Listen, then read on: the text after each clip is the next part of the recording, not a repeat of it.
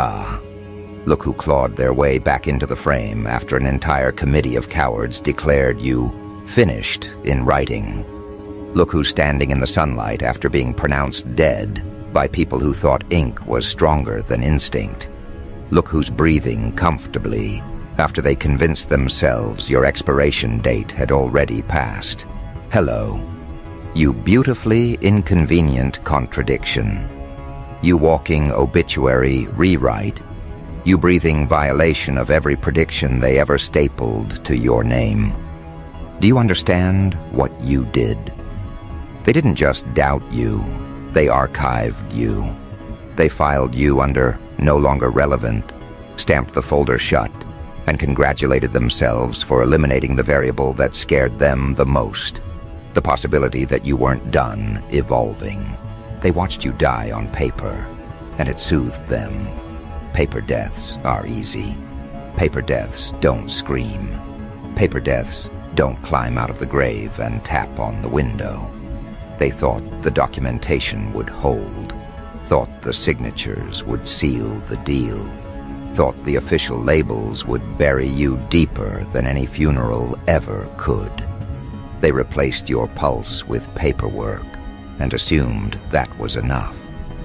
But then reality made a correction, because while they were busy writing conclusions, you were busy refusing to participate in them. And when you surfaced, alive, alert, and inconveniently unburied, they felt a kind of panic they've never had language for. Let's not pretend they were subtle about it. They didn't just bury you metaphorically. They buried you operationally. They buried you socially, professionally, spiritually. They covered you in enough dirt to suffocate an entire generation. They didn't even check for a heartbeat. They assumed your silence meant surrender. They assumed your stillness meant defeat. They assumed your collapse meant compliance. They didn't realize the ground they buried you in wasn't a coffin, it was a training chamber. They didn't realize the silence wasn't death, it was metamorphosis. They didn't realize the stillness wasn't surrender, it was strategy. What they really underestimated was how dangerous a buried person becomes when they stop fearing the dark. A buried person learns to navigate without light. A buried person learns to move without sound. A buried person learns the thickness of the soil between them and the surface, measuring it by instinct rather than hope. A buried person learns the architecture of the trap by touch alone. They thought you'd suffocate under the weight they piled onto your name. Instead, you learned to breathe in conditions they designed to kill you. And the moment they heard you digging, oh, that was the moment their reality cracked. Dirt shifted. Foundations trembled. Something moved where nothing should move. It was subtle at first, the way an animal senses a predator returning from the dead. Then the rumble grew. Then the vibrations spread. Then their certainty fractured. Because the grave they built for you was supposed to be permanent. You weren't supposed to have the audacity to claw upward. You weren't supposed to have the strength to break the surface. You weren't supposed to have the nerve to rise after they invested so much energy into your burial. They didn't think resurrection was an option. They forgot resurrection is always an option for those who never asked permission to exist in the first place. Let me show you what terrifies them. It wasn't your disappearance. It was how clean it looked. They thought they'd finally perfected the art of getting rid of you without getting their hands dirty. A few signatures here, a few forwarded messages there, an expertly timed rumor, a conveniently lost opportunity, a coordinated silence that wrapped around your name like a rope. Every little maneuver was designed to declare you dead without needing a body. They crafted a narrative so airtight they assumed even you would believe it. But narratives aren't coffins. They're only prisons when you mistake them for truth. And you inconvenient creature that you are. Refused to swallow the obituary written in your absence.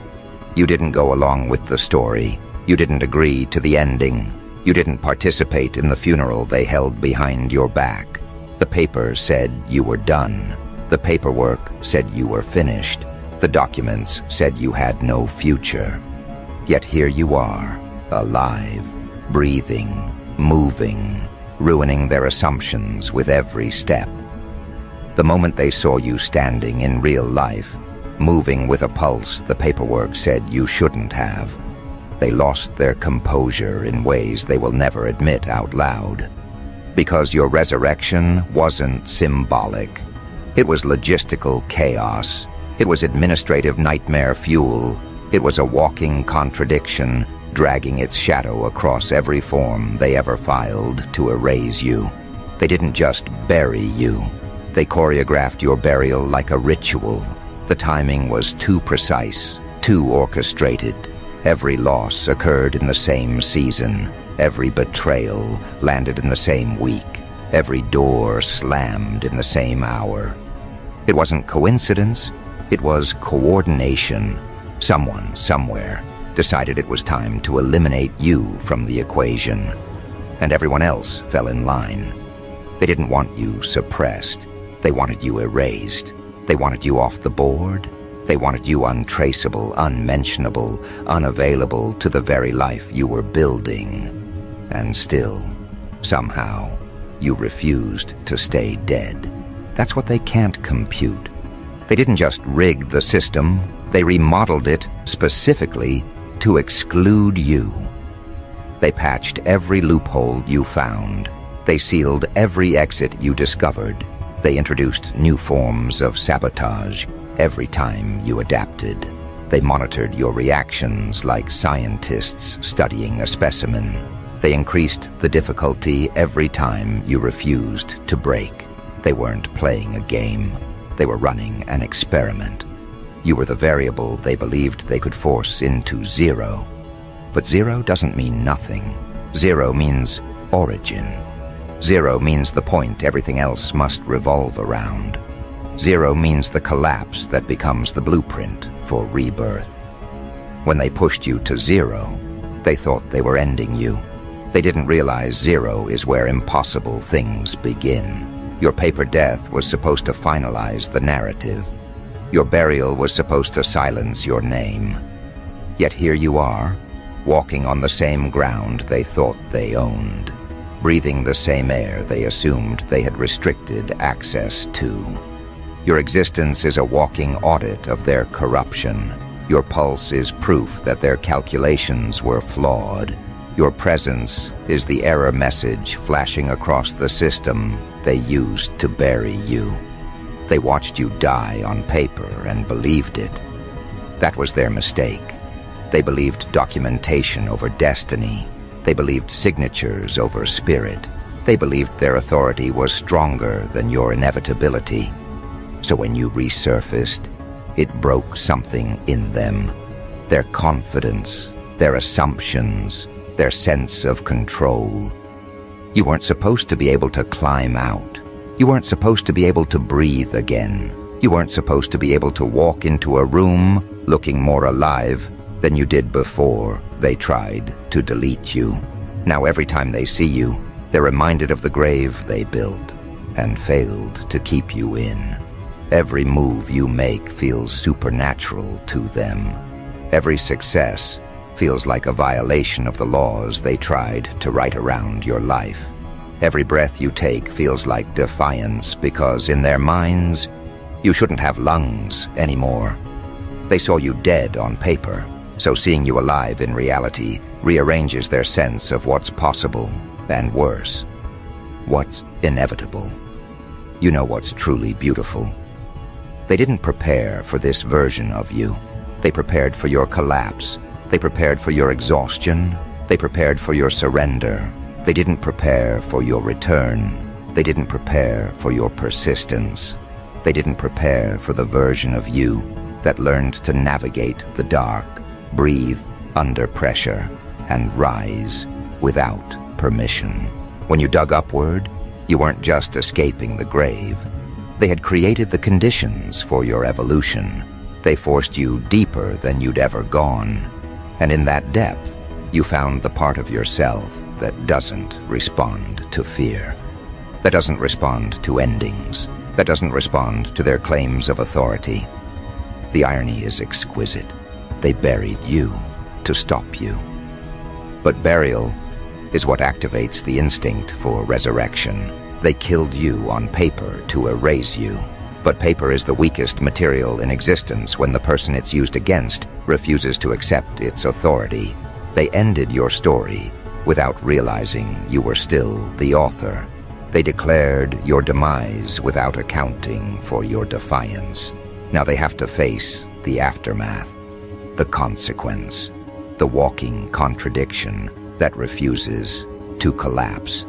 They're watching you move differently, speak differently, breathe differently, like someone who died once and decided not to repeat the experience, like someone who doesn't fear the dark anymore because they learned to build a map inside it, like someone who knows the soil better than the surface and therefore knows exactly how to rise from anything. And as you stand there now, alive, undeniable, impossible, they feel the tremor of what comes next. Not your revenge, not your retaliation, something far more unsettling, your continuation. Because once someone witnesses their own burial from the inside, once someone hears dirt fall on their name and still keeps digging, once someone sees their death certificate and refuses to comply, there is no going back to being predictable. There is no going back to being controllable. There is no going back to being anything less than the anomaly that breaks the system. And this is where the real panic begins. The part they hoped they'd never see. The part they never prepared. Because your return wasn't the end of their fear. It was only the beginning of what your resurrection was about to trigger. They never factored in what happens when someone dies, in theory, but lives in practice. They never studied the psychology of a person who has already attended their own funeral. They never mapped out the trajectory of someone who has climbed out of the grave with their bare hands and a memory of what the dirt tasted like. They didn't plan for the version of you that steps out of annihilation with the calm of someone who no longer fears endings.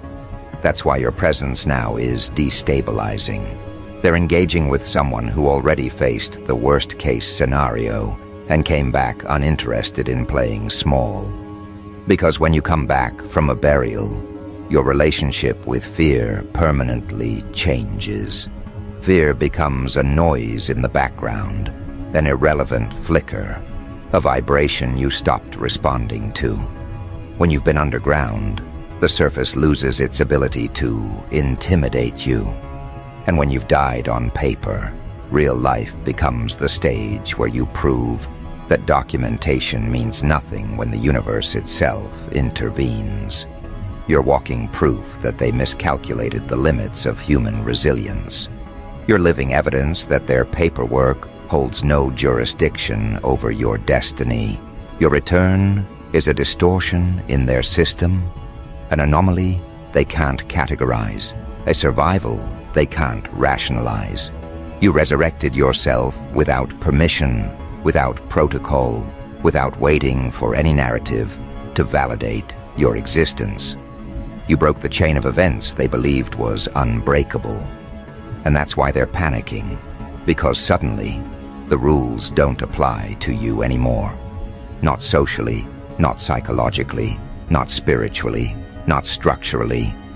The moment they saw you walking in real life, breathing, moving, unbothered, their internal alarms activated. You weren't supposed to resurface. You weren't supposed to walk into a room with the composure of someone who outlived the obituary. You weren't supposed to smile like someone who has seen the inside of the grave and decided the world above ground was easier to navigate. They watched you die on paper, so seeing you alive in flesh fractured their sense of control. It wasn't just surprise. It wasn't just confusion. It was terror, because they realized they had created a problem that could no longer be buried. See, your resurrection wasn't poetic. It was mathematical sabotage. It violated their predictions, their charts, their calculations. You didn't come back as the person they buried. You came back as the consequence of burying someone who refuses to stay contained. You came back with a mind sharpened by isolation, a vision clarified by darkness, a strength forged by pressure. They buried you alive, thinking the dirt would quiet you. Instead, the dirt taught you how to hear every vibration in the foundation they stand on. You moved differently after the burial. You thought differently. You felt differently. When you claw your way up through soil, you develop instincts that the surface dwellers don't understand. You learn to sense shifts before they happen. You learn to detect the tremors in intention. You learn to track the emotional footsteps of people who think they're hiding. They wanted to erase you, but in their attempt, they gave you the exact environment needed to evolve past their comprehension. And that's what terrifies them now. Your evolution wasn't random. It was engineered by their sabotage. Their cruelty crafted your immunity. Their betrayal built your perception. Their manipulation strengthened your boundaries. They wanted to destroy your identity. Instead, they refined it into something precise, something disciplined, something lethal in its calm. You weren't healed. You were upgraded. Imagine their horror seeing you walking like you were never dead to begin with. Imagine the silence when you walk into a space that once conspired against you. Imagine the tension when the person they tried to erase starts existing loudly without speaking, making their false narrative collapse under the weight of your presence alone. It's not your words that scare them. It's your continuation. You are a violation of their closure. They closed the chapter on you. You opened the entire book again. They buried you, thinking the ground would hold you. You learned the fault lines and walked out through the cracks. They tried to finalize your story using paperwork. You tore the paperwork apart by existing. And the moment they saw you, alive, unburied, breathing without hesitation, they felt something collapse inside them, something old, something comfortable, something they relied on to feel superior.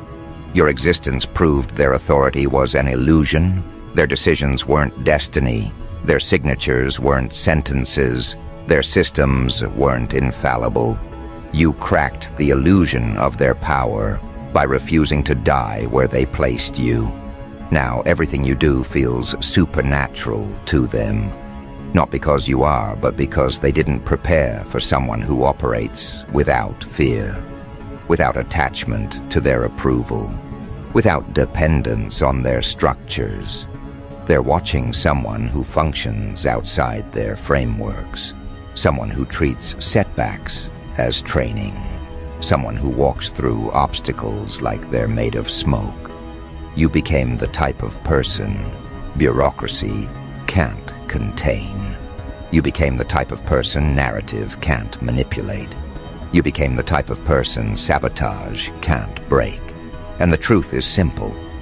Once someone unburies themselves, they never return to the version who got buried. Once someone walks after being declared dead, they never again move like someone who fears collapse. You've seen the bottom, and it didn't kill you. You've seen the grave, and it didn't claim you. You've seen your name on paper beside the word done, and you refused to accept the verdict. Your resurrection rewrote the balance of power. Now every system you walk through detects something unusual, a presence that doesn't match the statistics, a pulse that contradicts the records, a consciousness that refuses classification. They can't predict you anymore. They can't contain you. They can't even imitate you. Because imitation requires understanding, and understanding requires access to a depth they've never reached. When they buried you alive, they thought they were silencing a threat. But buried threats don't stay silent. They incubate, they metamorphose, they gather strength in the dark. You weren't just lying in a grave. You were studying everything that put you there. You were memorizing the weight of betrayal. You were measuring the pressure of collapse. You were learning how much force it takes to push through the soil when the world above pretends you're gone. So now when you walk, there's a quiet violence in your steps, a precision in your presence, a stability that unnerves people who believed they broke you. You're no longer reactive, you're inevitable. They don't know what to do with the version of you that does not fear outcomes, because when you've already been dead on paper, every moment afterwards feels like borrowed time you refuse to waste. Your existence now is a glitch in their control system, a loophole they can't patch, a malfunction they can't isolate. They don't know how to respond to someone who refuses to operate within the boundaries of the script they wrote. They don't know how to navigate a person who doesn't crumble when attacked, who doesn't shrink when ignored, who doesn't disappear when exiled. You became their worst-case scenario, a person who survived the plot designed to eliminate them and came back with immunity to manipulation. Their tactics don't work anymore. Their silence doesn't hurt anymore. Their judgments don't register anymore. You're operating in a realm above their emotional reach, and this is why the panic sets in. You didn't just return. You returned upgraded. You returned self-sustaining. You returned with a clarity that sees through their pretense. You returned with a resilience that laughs at their attempts to destabilize you. You returned with a freedom they can't revoke. Because death on paper freed you from expectations. Burial freed you from illusions. Resurrection freed you from fear. Now you move like someone who rewrote their own rules. You navigate like someone who rebuilt their psychology in the dark. You stand like someone who confronted oblivion and found it unimpressive. They expected you to come back fragile, shaken, uncertain. Instead, you came back distilled, purified, hardened in silence, and resurrected with accuracy. You became the person they hoped never to meet, the version of you that no longer depends on their validation to breathe. And the scariest part for them is that you're no longer reacting to them. You're not even engaging with their attempts to reassert control. You're moving forward while they scramble to understand where they went wrong. Your resurrection didn't just disrupt their system, it exposed its flaws. It showed the world that their power isn't absolute. It revealed that their decisions can be overturned by destiny. It proved that erasing someone on paper means nothing when the universe still has plans for them. And now they're haunted, not by your revenge, not by your anger, not by your words, but by your survival. Because survival after burial is its own kind of warfare. It's a declaration that they failed at the one thing they thought they perfected, your removal. And now they're watching you exist with the calm of someone who has already died once and discovered that death is not as final as people pretend. Your presence is a disruption. Your pulse is a contradiction. Your movement is a reminder that you cannot bury someone who was born to dig their way out. And as you continue walking, stronger, sharper, more certain, they finally understand what they resurrected. A person who is no longer bound by their rules. A person who is no longer intimidated by their systems. A person who is no longer vulnerable to their sabotage. A person they can't control, can't calculate, and can't kill on paper ever again. And it's here, right at this intersection between who you were and who you became, that something in the atmosphere changes. Not around them, around you. The world doesn't respond to you the same way anymore. It's as if reality itself leans back slightly, recalibrating around your movements, analyzing the coordinates of someone who no longer fits into the grid. You walk with the stillness of someone who remembers the suffocating dark of the grave and now considers the open air a casual luxury. You breathe with the precision of someone who learned to inhale under pressure, exhale through rubble, and stay alive in environments designed to erase you. They're watching you move now, really watching, not studying you like a threat to neutralize, but observing you like a phenomenon they were never educated enough to understand. Because your survival didn't just break their predictions, it broke the logic those predictions were built on. You invalidated the foundation of their worldview simply by refusing to stay dead. And that realization cracks something inside them. The recognition that you are no longer within the boundaries they used to contain you. Your silence unnerves them more than any confrontation ever could. They expected you to return angry, to seek retaliation, to rage against the machinery that tried to crush you. But you came back quiet, precise, unbothered, as if you saw the entire blueprint of their sabotage and found it unimpressive, as if you died, returned, and now treat them like footnotes in a story they failed to end. That silence is the first sign of your ascension. It's not human silence. It's the silence of someone who has stepped out of the timeline they once shared. You're no longer reacting to life. You're directing it, like someone who saw the ending already and came back merely to refine the middle. They feel that shift. It crawls under their skin. It whispers to them that you are no longer a participant. They are. You are the environment now. When they buried you alive, they believed the ground above you was solid, unmovable, permanent. They never imagined you would learn to navigate through soil like an element reshaping itself under pressure. They never imagined you would study the dark until it became familiar, until the silence became a language, until the weight became irrelevant. They never imagined the burial would become your birthplace. So when you rise, when you break the surface and stand upright, with dust still clinging to your reborn skin, they don't just see a person. They see a force, undoing their certainty. They see something ungoverned by their narratives, something unaligned with their frameworks, something unbothered by their fear.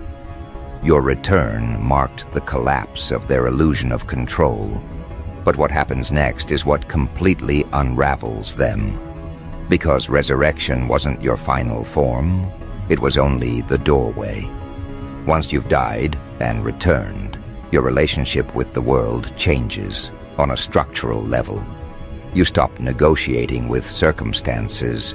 You stop bending for systems. You stop shrinking for people who don't have the authority to define you. You carry yourself like someone who has already survived the worst possible version of reality and was unimpressed by it.